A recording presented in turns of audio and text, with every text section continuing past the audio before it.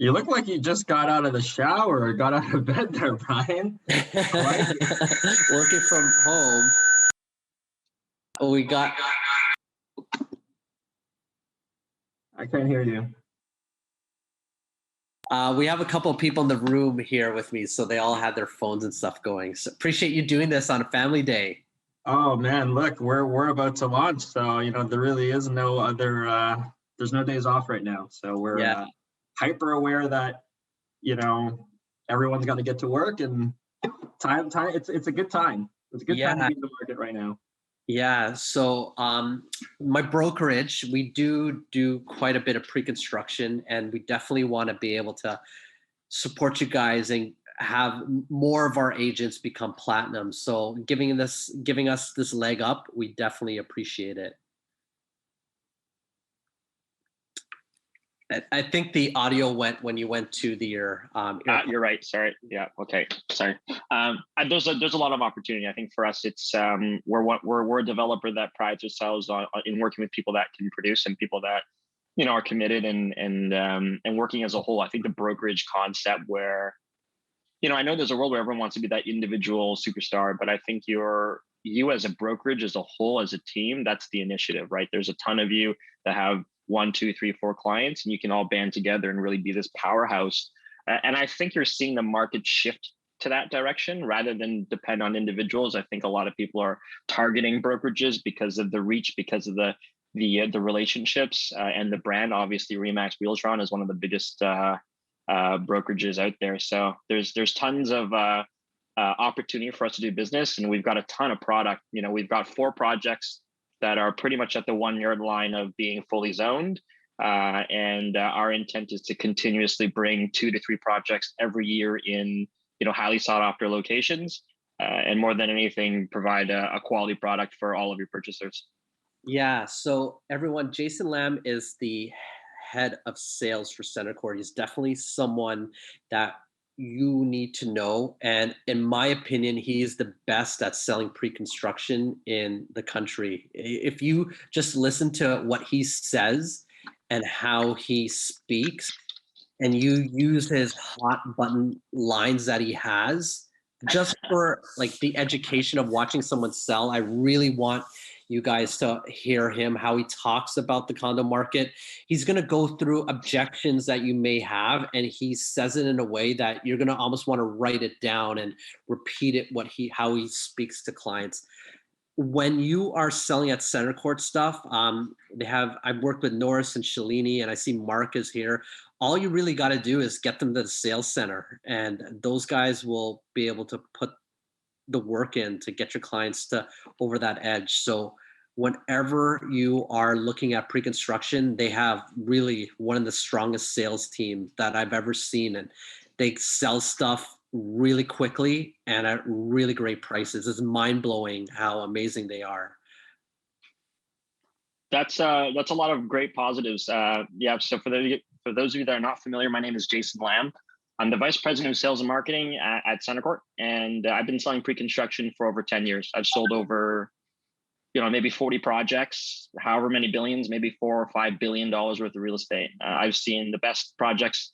I've seen the worst projects. I've been a part of canceled projects. I've been a part of projects that have been master plan communities. So I've sold a ton of pre-construction. I've helped bring a lot of projects to market.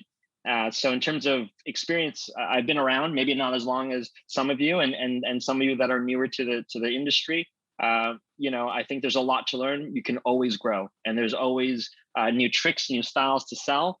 And for me, it's all about selling. It's all about positioning a product. And we've always done a really great job in branding our product. But more than anything, we're trying to be educational. So our sales team is impeccable. It's all about knowledge. Whatever we can give to you as fuel, as information, as confidence, as selling points is another way that you can grow, but it's also another way that you can look at the market. And we're going to be talking about the market on a very high level early on in this presentation. I'm going to get more granular on the project itself. And if you have questions, I think maybe there's an opportunity at the end, Brian, that for those of you that have questions, no matter how hard or how easy these questions are, I'm happy to try and answer them. I'm not here to bullshit anyone. I'm here to try and offer guidance, try and offer advice, and try and offer a product that I truly believe in, which is 8 Wellesley. Awesome. Appreciate it. Thanks so much. All right. So I'm going to get started. For those of you, thank you for joining us today. I'm really excited to talk about a number of topics. And I think what you've seen over the last couple of days, the last couple of weeks, is a market that has really sort of turned around again. For the last 6 to 8 months, we've seen low rise really take off, right? Semi-detached townhouse, stacked townhouse, detached mainly. It's creating this price gap that is almost, it's never been seen before. January 2021 created a price gap between condominiums and detached homes that we've actually never seen. It's the highest of the market's history. So naturally, what we are seeing in January, February, and you're going to see in March, April, May, June, is people pivoting into condominiums. People that want to buy, people that are able to do high ratio mortgages, people that are able to that are looking for affordability, that see the light at the end of the tunnel. They're going to be targeting condos like they are today, because you're seeing that all over social media, all over conversations. You're seeing multiple offers in condos. You're seeing sold conditional over and over again. You're seeing a lot of people jump into that market, and naturally, why? Because of affordability. That's not going to change, especially coming out of COVID, because right now we're so focused on our day to day, week to week. No one's really focused about the future. And once we get out of this, people are going to start to think about careers. They're going to think about education. They're going to think about lifestyle, which is what no one's thinking about right now, for the most part, by and large. So we have a launch event for 8 Wellesley this upcoming Thursday. I'll be speaking with Masai Ujiri, who's the president of the Toronto Raptors and the co-founder of Giants of Africa. It's really a fireside chat between him and I, and a lot of the themes are about his love for basketball. I asked him a couple of great questions about that. We talked about leadership, business. His business acumen is quite unprecedented. He's actually a very intelligent gentleman. And we talked about Toronto. I mean, it was cool to talk to him about his first time landing in Toronto, because imagine how many players that he recruits out of the US or even out of Africa or even in Europe, and they come to Toronto for the first time. And it's cool to see their reaction, and then as they get acclimated, they understand that this is so much more than just a cold city. This is a landmark. This is a world-class city. And I think a lot of us have slowly forgotten that over the last 10 to 11 months. But if you want to tune in and see what he had to say, there's that. I'll be talking a lot about the market as well as 8 Wellesley. So you are invited, your clients are invited. I'll have the contact information for our sales team if you want to get the RSVP link. Immediately following this event, we'll drop the price list and the plans and instructions to move forward. 8 Wellesley. This is the best site CentreCourt's ever brought online. And we prioritize public transportation, AAA locations built around infrastructure, education, and employment opportunities. Whenever you have those in any location, in anywhere in the world, you're going to do well. You're going to have demand. Demand for what? For resale, for rental. The pandemic is an anomaly in itself. But when we, in any other market, in any other situation, anything Yonge Street south of Bloor, anything Yonge Street south of Finch is hot. It's highly coveted because of those points that I just made earlier. So that's probably the most telling point. That's our biggest strength, is our locational strength. And you're not going to see anything like this in the market. But more than anything, you're not going to see a site like this at this price. And I say that because these sites come online once a year, once every 2 years, and the market goes up so much over the course of 6 months that no one's going to, the next launch along this corridor is going to be 17, 18, 900, 1900 bucks a foot. And so you'll be pleasantly surprised on where we land, but that's also because you have to understand who CentreCourt is and how we do our business. So I'll get into that later. In November, if anyone tuned in with us, we were bold. We said that 2021 will be the year of the condo.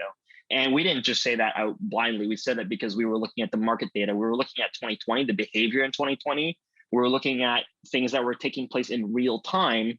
And we were able to project that, it's logical. And it's not like this was rocket science. It's just, we were seeing low rise hit a number very similar to 2017. The demand for low rise was just getting so out of control that even buying a detached home today is not a good deal, right? I mean, these are insane prices that probably don't make a lot of sense, when you're if you're out of the emotional connection and obsession of acquiring something. But if you take a step back and you look at what's happened in the last 6 to 8 months, it's pretty illogical, and mathematically, they're very expensive. So this is why I believe you're going to see a big pivot, a big shift into condominiums, both in resale and in pre-construction, because the market drivers haven't gone anywhere, right? We're still going to have crazy immigration over the next 6 to 12 months. We have crazy low interest rates, which is probably fueling a lot of the price appreciation we're seeing in the marketplace. We're still the economic engine of Canada. Tourism is such an understated topic when it comes to Toronto as a whole. So when the border opens up, Airbnb absorption is going to fly, like it's just going to skyrocket again.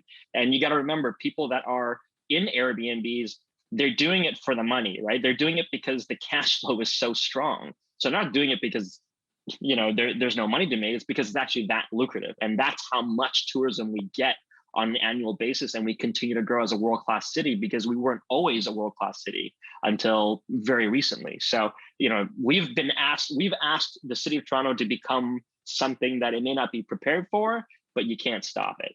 So today's takeaways is just Yonge Street as a whole. It is the backbone of the city. Nothing's more exciting, nothing's more sought after than a Yonge Street address, especially south of Bloor, right? That's no one really has to, I don't have to sell you on that. And the market's thriving. We all know that. I'm going to get into that momentarily. I believe that this year will be the year of the condos. 8 Wellesley is going to be priced to sell, as I mentioned, and we're going to be the first major launch in 2021. But in order to understand what 2021 will be, it's important to look at 2020. It was the year of resilience. It was a year of a lot of things. But if anything, if you look at the real estate market as a whole, not a single person that's tuning in right now would have guessed where it would have went, how it would have played out. If anything, you would have thought that it would have been year over year drops in every single category, in every single price bracket. The truth is that didn't happen. So over the last 90 days, we've seen an insane price gap between detached homes and condos. Purchasers are now being priced out of the ultra hot low-rise market literally on a daily basis. I've never seen 70 offers on a home until now. I've never seen 50. I mean, in 2017 we saw 20, 30s. Now we're in the high double digits. Like, it's getting out of control, and there's no government oversight in the future coming up that's going to put cold water on this market. The only thing that's going to put cold water on the market is people just bidding prices that don't make sense, and that's going to cool off the low-rise market. It's going to cool itself off over time, but the market continues to thrive. And I'll show you that momentarily. And condos, again, will always and continue to be the most affordable housing stock in the GTA. And that's why I believe 2020 will be the year of the condos. So when you look at 2018, 2019, respectively, pricing went up year over year. So between, the average price sold of an asset throughout the entire GTA went up year over year. That's not a surprise. You get that in your market reports every month. You should study these things. They're very helpful. And in 2020, at no point, not one point, did the average product sell below the previous years. Now, a lot of this is contributed, especially after April, to ultra hot low-rise demand. But if you look at condo transactions year over year, we actually did better in 2020 than the year before. So we're selling a lot of condos. We're just not seeing the insane price appreciations that we've been accustomed to over the last 4 years. But what's beautiful is that condos have probably stayed static as a whole, but because low-rise has gone up, call it 15% minimum, it creates this huge void in between. And that's where condos, that's their sweet spot to make money, is when that void happens, there's plenty of opportunity to make money. And if you go into this year, year over year, we're 15% over last year. We decimate 2018, 2019 in terms of average sold product. So people have money. People want to transact. People are willing to go outside of the city. And I think that's a big message, because now all the parts outside of the core are now catching up to the core. The value is no longer there, right? When you're buying a home in Brampton for $1.5 to $1.8 million, these are big prices. And I think what that's going to do is that's going to make a lot of people look back to downtown and say, well, why would I pay that to be so far away? And so when you look at transactions between 18 and 19, you would think anyone off the street would tell you that the prices would be down and the transactions will be down. And that's actually not what happened whatsoever. So the actual, what people think happened versus what actually happened are two totally different things. And everyone that's sitting on the sidelines is going to watch the market pass them right by, just like they did in 2010, 2015, and now. The market's crashing. There's a balloon. There's a bubble in the market, and we didn't really see that. And it took a global pandemic just to slow us down a little bit, but really we rebounded even stronger. So I think that's very telling, is that we're selling for more and we're selling more of it in 2020. And right now, as of January 2021, going into February, there are no signs of people stopping. And all that's going to do is people are going to turn their attention from low rise because it's been hot for 8 months, and now shift to condos because it looks relatively on a price basis like a really good deal. So in January 2020, a year ago, the difference in price between a detached home and a condo was $400K. In 1 year, it's almost doubled to $759,000. That's the premium you have to pay to go from condo to a detached home. Okay, that has never been seen in the market before. This number, 759,000, it's unprecedented, it's uncharted. And the last time we saw this happen, reach 700K, which has only been one time, the condominium saw a huge jump for many, many years. So again, that price gap is very, very important. It's, this is the easiest way to tell where you should park your money. That's why I believe 2021 is the year of the condo. And all the drivers clearly indicate that there's no reason to think otherwise, right? I mentioned earlier, immigration policy, interest rates, us being a major, major destination point. Tech is something that's thrived in this environment, and that's actually kind of keeping the downtown core moving along. And you're seeing a lot of these businesses pivot, and I think that's a good sign for our labor force. But this price gap between detached home and condominium, semi-detached and condominium, townhouse and condominium, it doesn't make sense. And if you've got any sense of logic, condominiums are poised, and it's kind of already happening right now. And the underlying statistics are showing that condominiums are now kind of really getting exciting again. And we've got a long-term undersupply product because of the immigration factor. And then that doesn't include the people that are within Canada that are migrating to the GTA for employment opportunities, et cetera, et cetera. But the benefits of pre-construction are simple, right? For those of you that transact in resale, it is a different product. It's a different way of thinking, and it's not for everyone. But I would say that there are a lot of people that look at pre-construction as a very logical method of deploying their capital. So the first is there's no multiple offers, right? I mean, you submit worksheets and you don't always win, but there's no multiple offer stress. It's a fixed price, so there's no blind bidding process where you're just driving the price and driving up the price until everyone's unhappy. And you've got easy deposit installments. And at Wellesley, we're going to have the best deposit program CentreCourt's ever brought online. And you've got no mortgage to assume, which can be stressful. You don't have to call your lawyer and sort all this stuff out. We've got an assignment opportunity in case between now and closing. But more than anything, it's a long-term closing. We don't have to worry about this until 2025. And by 2025, what's going to happen? We're going to see record numbers of immigration enter the country, and by default, you're going to see record numbers of people entering the GTA. You're going to see COVID be a thing of the past, or it's something we learn to live with. And so by 2025, you don't want to wait until then to make a move. You want to make a move now so that you can benefit from the market by 2025. And more than anything, again, it's a brand new product. It's a different product with your Tarion warranty. And Yonge Street. So when we talk about Yonge Street, how many sites come online on Yonge Street? It happens very rarely. And it's one thing to go north of Finch, north of Highway 7. There's opportunities there. But when you're talking about downtown, unfortunately, land assembly is becoming a lot more challenging. And not just that, it's also the cost to build, the cost to sell, and it's becoming more scarce.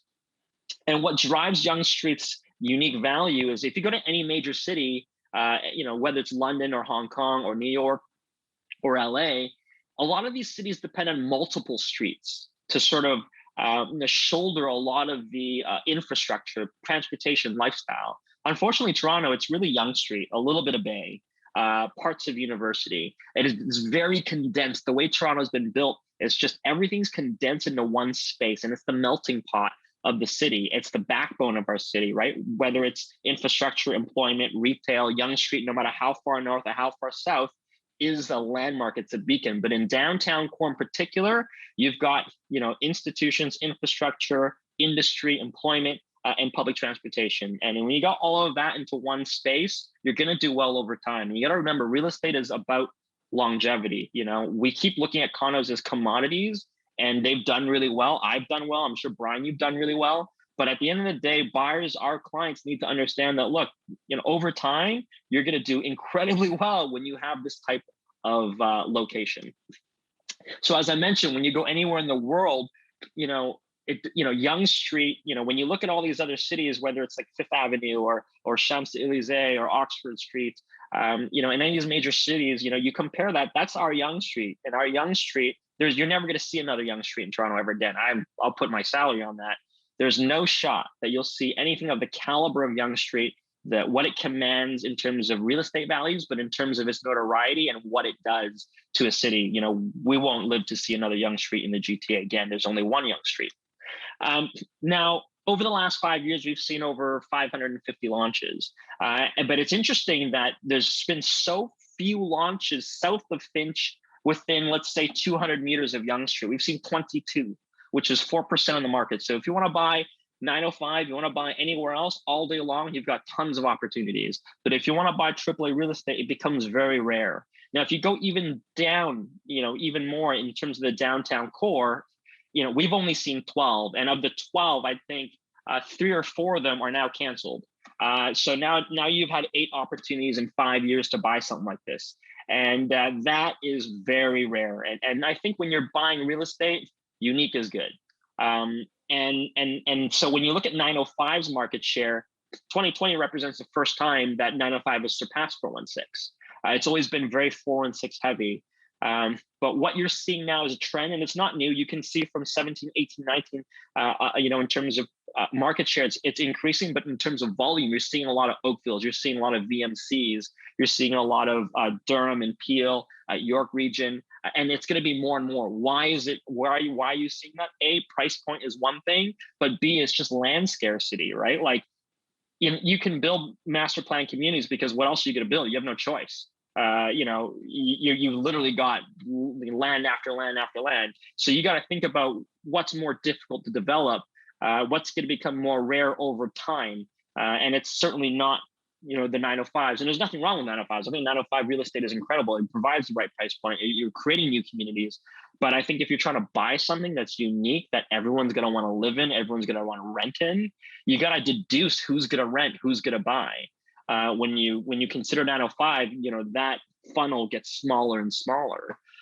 So for me, it's the safe bet. It's what everyone wants. It's the asset that your kids would live in. It's the asset you would downsize into. That's what you should target. So that brings me to 8 Wellesley, because like I said, there's very few launches that come online like this. And more than anything, I think there's going to be fewer and fewer launches that come online at this price point. We're on the northwest side of Yonge and Wellesley. Okay, so the northwest side, across the street, about 90 steps, 90 to 100 steps gets you into the Wellesley subway station. So we've got 599 suites. So a lot of suites to get through, but it's probably going to be the only site that hits the market of this location this year. Our product ranges from 311 square feet all the way to over 1250 square feet. Again, as I mentioned, the most important part about this is that we're closing not 6 months from now, not tomorrow, not next year, not the year after. We're closing in 2025, and we're a fully zoned site, because when you deal with Center Court, when you deal with the big builders in the GTA, you've got a lot of comfort. And there's a number of great developers out there that you can have great comfort, and Center Court's one of them. Locationally, this is pretty as good as it gets. This is exciting. There's no world where this doesn't excite anyone.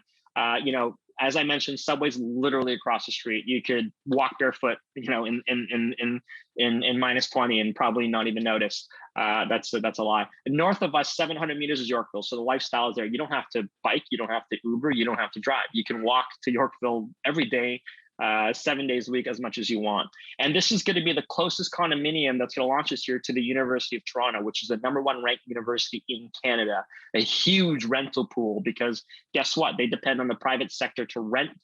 They depend on the private sector to provide them rental opportunities, because these institutions, they don't make money housing kids. They make money, through the tuition. So 60,000 students there. Then you've got Ryerson, which is another 47,000 students.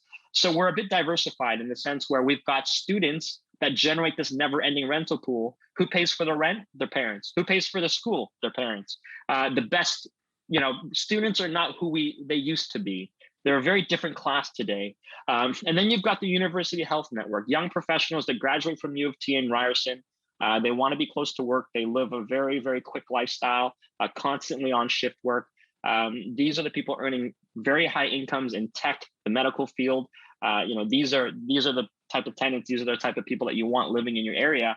Then you've got Yonge and Dunnesco, which is more of a landmark location for retail, culture, and energy. And then you've got the financial district. So when you wake up every day at Yonge and Wellesley and you have these options literally without even thinking, it doesn't have to be coordinating about, getting a car, finding parking. It's all within walking distance. And if you really need to, you can take the Uber. It'll cost you $6 or $7. But all of this is at your doorstep. And maybe not today, right now, people aren't thinking about it. But I can tell you right now that in 1 year, in 3 years, and definitely by 2025, locations like this will be at the forefront. Because if you get this much immigration and we're going to go back to the old Toronto, no one's going to want to commute. And if you think that you can work from home forever, that's not going to happen either. You cannot start a business, you cannot grow a business, and you cannot control a business by letting people work at home. And people are going to be thrust back into the office space. And those that moved out of the city because they were working from home, and when they have to commute back to Toronto, does anyone remember what it was like to commute in Toronto back then? It's going to be even worse, which is why being close to the core, being close to the subway, public transportation, that's timeless, right? And from a building perspective, again, we've brought a lot of projects online. This is our 17th building in 10 years. Most builders will brought 3 or 4 projects in 10 years. So we're one of the most active, if not the most active development company in GTA, and we build incredibly fast. And we've got unique features about how we do our business that I'll talk to momentarily. But inside and outside, 8 Wellesley does sort of stand as the most unique, the most special building we've ever developed. And we took a lot of the themes out of Yorkville. This is a building, when it's built, you can tell the dark facade. It's very, very, I would say, masculine in a lot of ways. It's something that will stand out. It's something that will really embody, the themes of Yorkville and maturity and class. And again, lobbies are a big thing for us. First impressions, everything. When you're doing a rental, when you're doing a resale transaction, if you're having friends and family over, you want to make sure the first step you step into that space, it feels special. And you also want people to think that this is something they can expect throughout the rest of the building, which they can. Okay. And the amenities are something we're very proud of. We've thought very long and hard about how to develop amenities, and they're challenging, right? I mean, like, you want to do something for everyone, but the truth is we decided to take 3 spaces in particular and maximize them. So the first is the outdoor space. We've got 2 multi-level outdoor space for entertainment, getting out, relaxing, that's an important part as we sort of head into our new normal. The second is our shared co-working space. Naturally, when we're working from home a little bit more, we don't have to be reduced to just the confines of our condominium suite. We've got 21,000 square feet of space, to be exact. And the part that I'm most proud of, and the part that I think probably identifies the best within the neighborhood, is our fitness space. This is a 6,300 square foot gym on 1 floor. So those of you living at home, maybe you live in 800 square feet. Maybe you live in 2,500 square feet. Maybe you live in 5,000 square feet. This gym is bigger than your house. And again, this is sort of creating an environment where these are useful amenities that matter to people. We're not going to do a bunch of these pointless small amenities over and over again that no one uses, and it's a waste of space. So these are the things that us as a development company are prioritizing, because we understand what values. When you have an incredible gym and you're renting a unit out, it's a difference maker in a lot of ways. So it's little things like that that give you true value when it comes to when you're transacting on the real market, which is resale. Our suites are incredibly efficient. We waste no space, and that's what gives us a really great price point.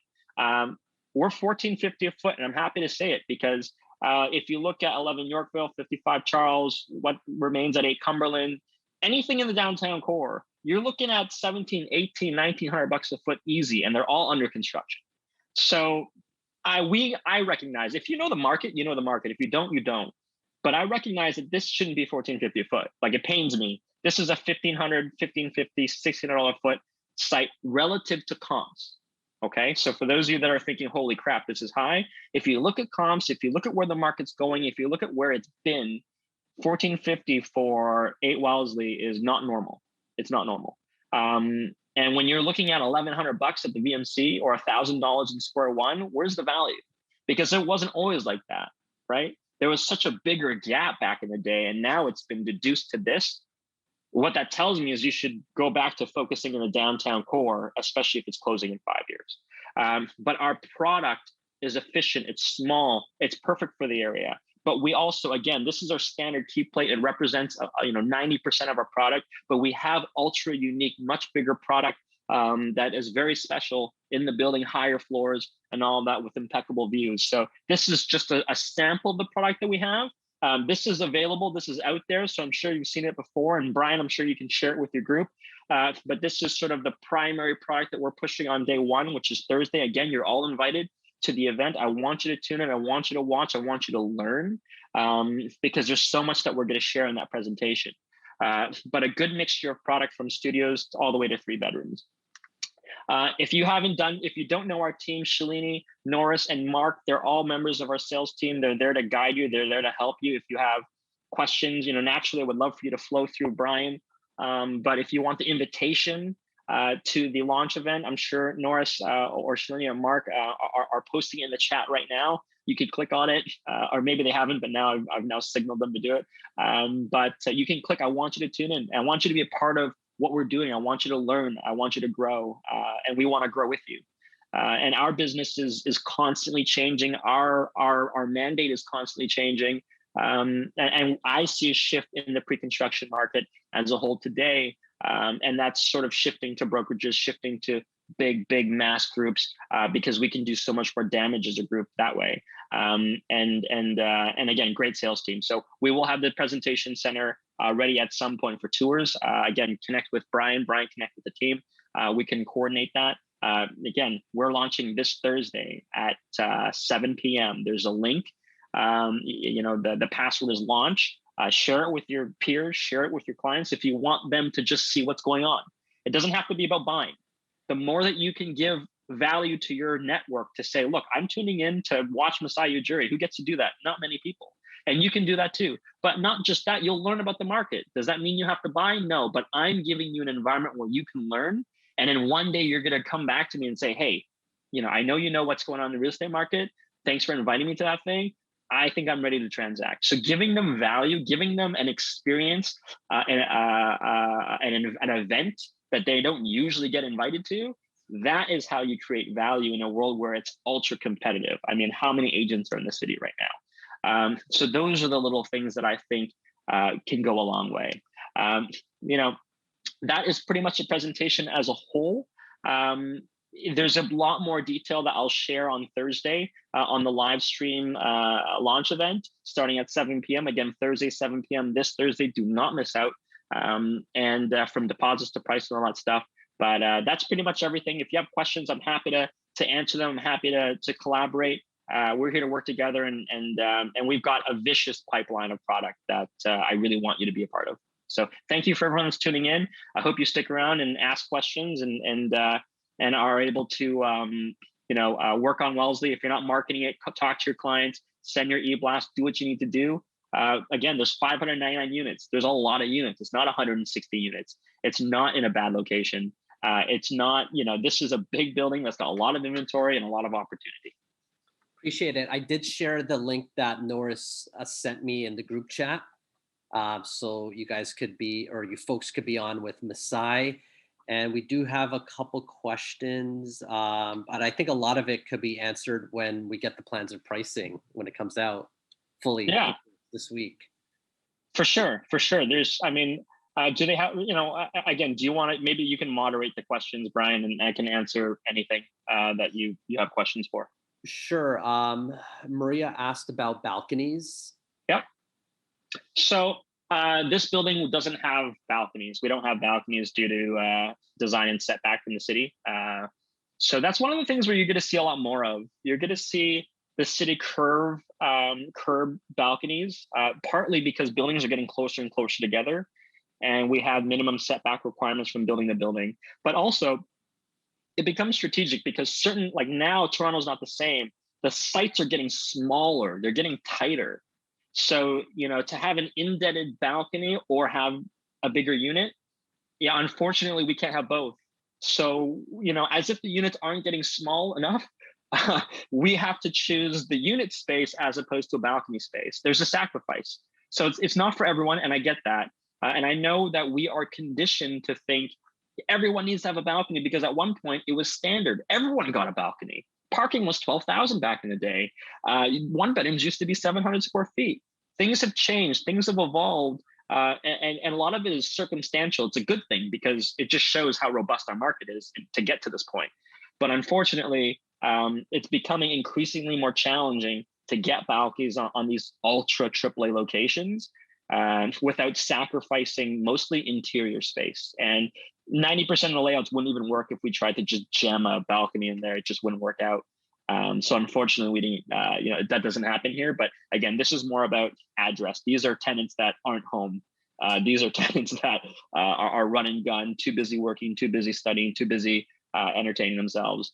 This is the right location for that. If this was 905 and we didn't have balconies, I'd probably quit my job. I'd probably just say, don't buy this. And I would agree with you. So this is a different environment. If there's anywhere where you don't need parking, if there's anywhere that you don't necessarily need a balcony, it's a triple location. Yonge and Bloor, Yonge and Wellesley, Yonge and Dundas, Yonge and anything south of Bloor is A-okay in my books, because you got to remember, when it comes to resale, it's not what you want, it's what can you afford in the best location, right?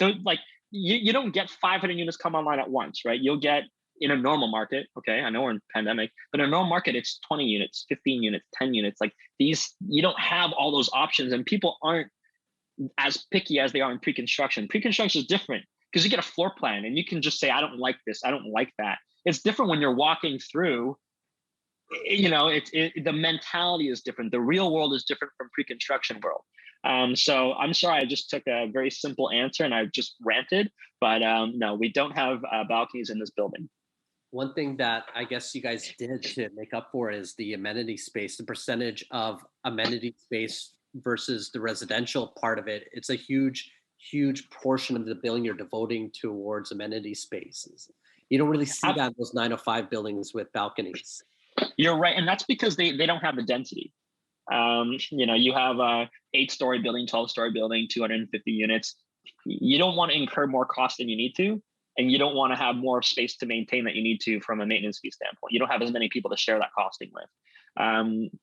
I think you'll start to see that change over time. Like I think COVID has sort of made developers sort of want to create a better environment from an amenity programming standpoint. But we dedicated a copious amount of space. And not just that, I think over the last little while, you've seen a lot of people develop an amenity program for a little bit of everything. You got the pet spa, then you got the music rooms, then you got the e-game thing. And that's not for everyone, and I think we've seen a lot of success about how, I think where we see the best value is having a killer gym. That's the one thing that I think everyone, even if they don't work out, when they walk into the gym, they're like, wow, this thing is huge. It's just like, and then when you're doing rentals with that, like I'm telling you, this is the right neighborhood to have that type of product. Mortgage pre-approval, how does that look? You will have to get a mortgage pre-approval. It's not a firm approval. It's just an approval that essentially at that point in time says that this person is qualified and we would support them if they were to try and close today. It's a pre-approval, not a firm approval. It's part of our financing. So it's not because we want to get it, just arbitrarily get it.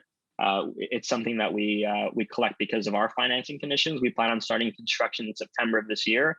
And for those of you that follow us, we build fast and we build a great product. Again, no canceled projects, 0 days of interim occupancy. We have not, I repeat, we have not had a single day of any of our condominiums that have closed. Transit City 1, Transit City 2, Zen condos. What else is closed? Grid, 411 Church, 0 interim occupancy. There's one final closing day. That's it. The occupancy date's going to be 2025. And then parking, what's the parking cost and what is the units that it could go for? That's a good question. That's Ellie, good question. So parking right now, we're still sort of buttoning down that detail, but I think you're looking at about 110,000 for a parking space. And there's 2 things that I want to talk about when it comes to parking. The first thing, oh, hi, Sam. I know, Sam. The first thing is the city is looking at removing a minimum build on parking, meaning that, so right now, if you build a condos, you have to build a certain percentage of parking. It's not negotiable, right? In downtown core, they're saying, there's a world where they want to say you don't have to build parking anymore. There's no ratio. So builders are allowed to build zero parking. And trust me, you don't have to build parking. You don't want to. No builder wants to actually build parking because of the cost and the time associated to dig below grade, pour a bunch of concrete, hope that it doesn't flood with water, and then sell parking at probably a loss. For many years, developers were selling parking spaces at a loss, so it didn't make sense. So you're going to see developers now pivot if the city approves it, which I believe they will be. You're not going to see parking. Parking will no longer exist in the downtown core as if there already isn't. There's not enough parking in the downtown core, but that's because the city doesn't want you to drive. If you live downtown, you should not have a car. That is their mentality. You should be taking the subway. You should walk. You should bike. You should Uber. Don't add more cars. The whole idea of living downtown is you don't need a car, but that's obviously not how the real world works. So, and then the second is if you look at comps, man, I can't believe it, but Yorkville is selling parking at what, 180,000, and so it blows my mind. But we're looking at about 110, and that will be for 3 bedrooms. And then we're going to go on a wait list for 2-bedroom product because we understand that there's a big market of 2 bedrooms that want to buy parking. So we're going to do our best to try and accommodate, but we're just limited with how many parking spots we have. So prioritize the 3 bedrooms and we'll work our way backwards. We don't want to close with a bunch of parking spots. So we're just as motivated to get rid of parking as you are to buy. Great. And the final questions from Hamid: how do we become platinum with That's a good question. So there's a couple of ways to do this. The easy way, which no one likes, the easy way, which is really the hard way, and then there's the way that takes time. So my philosophy on Platinum Access is challenging because every developer, every sales team has their own relationships, right? And how like what gives you the right to jump ahead of someone that's been just pouring in their effort, supporting, right? Like, Brian, you support certain people that you've done really well with. You wouldn't want someone else jumping ahead of you. Like, look, I've spent the last 3 years selling your product. Who is this person that has done nothing? And that's it's a very opaque way of talking about this because I'm just being very real with all of you. The easiest way to get Platinum Access, undeniable Platinum Access, is to walk into any sales center right now that has product and you go sell it, right? That's the easiest way. Go to Menkes, go to Tridel, go to Pemberton, go to Centercourt and say, hey, what do you have to sell? I don't want to talk about the new stuff because everyone wants the new stuff. Give me something that you have right now, I'll sell it. That's the fastest way to get anyone to look at you and say, okay, right? Because the Platinum agents aren't selling inventory. The Platinum agents aren't doing that. Why? Because they want the new things. They want the easy thing, right? That's the fastest way. That's the most logical way. And that's, Norris is on the call, Mark is on the call.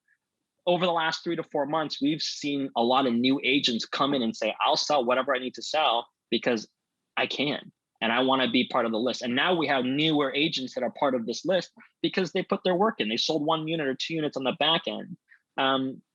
But it's relationship building. It's building. Like I just said, I know Sam. Sam has my number.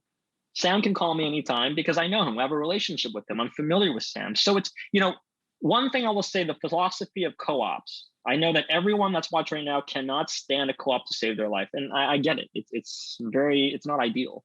But think of it this way. If you ever had to co-op a deal, make sure you go and sign that deal with the person you co-op with. And when you do that, bring your business card, walk up to a salesperson and say, hi, my name is, I just signed a deal under another agent. No problem. I understand the business. Here's my business card. If you have another unit, you call me because I have more clients. You co-op another deal. You show up the next day and say, hey, I just co-oped another deal. Why? Because I have real clients. Here's my business card again. If you have units, you give me a call, right? It's about building relationships. You can complain all you want, but if no one knows who you are and there's no relationship, it's very hard for you to stand out. It's very hard for you to be able to put yourself in a position where people know who to call. And we've seen that. We've had people like, look, I've co-opted 5 deals. You've seen me 5 days in a row. Here's my business card. And then for us, it's like, hey, it only makes sense to call this guy because he has buyers. Why wouldn't we call this guy? So there's a lot of ways around this. And there's a lot of ways that you can make yourself stand out. And that's, continuing to do business, continue to find ways to do your deals. There's sacrifices that are made along the way, but there are ways that you can make yourself stand out. And one of them is selling on the back end of anything. One of them is selling at the front end and making it well known. And the other is building relationships. And all of this takes time. But if you're going to do it with builders that have a pipeline, right? Don't put all of this energy into a builder that does one project every 3 years. There's no point. Do it with a builder that has 2-3 projects every year. And that you're investing in a developer that continue to feed you business so that it's worth your time to foster, right? Like look at Menkes. Menkes is like project. I would go to their sales office right now and say, what do you want me to sell? I'll sell anything because it's worth my time. Just like CentreCourt is, that's kind of it. There's really not a whole lot of developers that do the volume that we do. And I would say that it's being patient. It's making sure you're reaching out to Norris, Mark, and Shalene, myself. Like Brian, I mean, like we didn't really know each other 2 years ago. And here we are way more familiar. Sam, same thing. We met you at Transit City. Bit by bit, we're way more familiar. And as we get more familiar, there's trust, there's an understanding, there's a direct contact. No different than your business, no different than buyers, right? It's just trust, it's patience, it's communication. And we talk to agents that have never done a deal, but we talk to them because they understand that they just want to continue to build that rapport and build that relationship. So when it's time, they can capitalize and cash in. So, it's relationships. That's the end of the day. It's either relationships or doing deals. There's no shortcut. There's no easier way. And that's how I would sort of explain pre-construction. But I would say this, sorry, before I cut off, and I don't want to rant. Right now, I would say that the platinum list is more uncertain than it's ever been. The environment to become a platinum agent has never been easier because I would say over the last 12 months, the people that are platinums have not been able to perform. And if they can't perform, then it's the next guy. Can you be that guy? Right? And the pressure of being a platinum is not fun, right? Like we grind people to a very fine powder because if there's 5 units, those 5 units must be sold, or your reputation's on the line, or trust in you is not there. And so it doesn't stop. Once you get in, it's not like you made it. It's okay, keep selling, keep pushing, keep grinding, keep going. So there's a lot of things about this. And if you're going to do pre-construction, commit to pre-construction all the way. It should be your primary business. And we'll make it worth it for you. Trust me, we'll make it very much worth it for you because we support people that support us.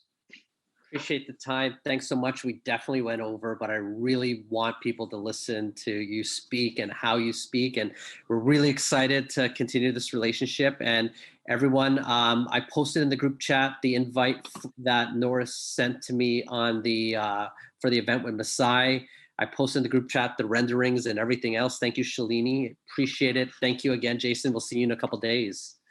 Thank you, guys. If you don't already, if you're on Instagram, you can follow myself and the team. My Instagram handles in the group chat. Feel free to send us a message. Again, it's all about collaboration, and the more we can collaborate together and share together and work together, the better the outcomes we're going to have. So thank you for all of your time. I look forward to seeing you on Thursday. And more than importantly, I look forward to doing deals with all of you. Great. Thanks again. Thanks again, Norris, for coordinating this as well. Appreciate it. Take care.